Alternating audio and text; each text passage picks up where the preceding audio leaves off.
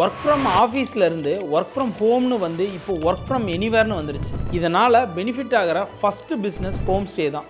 முன்னாடி எல்லாம் டூர் போனால் ஹோட்டலில் தான் தங்குவோம். ஆனால் இப்போல்லாம் ஹோம் ஸ்டே வந்ததுக்கப்புறம் ஒரு 1 வீக் நல்ல ஆஸ்தட்டிக் இருக்கிற லக்ஸரி வீட்டில் ஸ்டே பண்ணி என்ஜாய் பண்ணலான்னு நிறைய பேர் ஸ்டே பண்ணுறதுக்கு ஸ்டார்ட் பண்ணிட்டாங்க. பட் என்ன ப்ராப்ளம்னா, இந்த ஆப்பர்ச்சுனிட்டியை பார்த்து எல்லாரும் அவங்க சொந்த வீட்டை ஹோம் ஸ்டேக்காக மாற்றுறாங்க. இது மோஸ்ட்லி ஃபெயிலியர் தான் ஆகுது.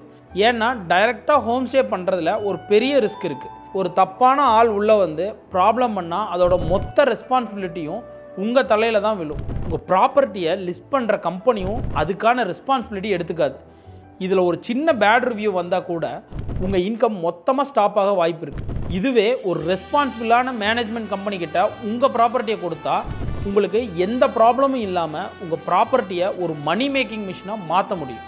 ஒரு நாளைக்கு 10,000 ஏர்ன் பண்ணுற இடத்துல கரெக்டான ஸ்ட்ராட்டஜி இருந்தால் அதுக்கு மேலேயும் நீங்கள் ஏர்ன் பண்ணலாம்.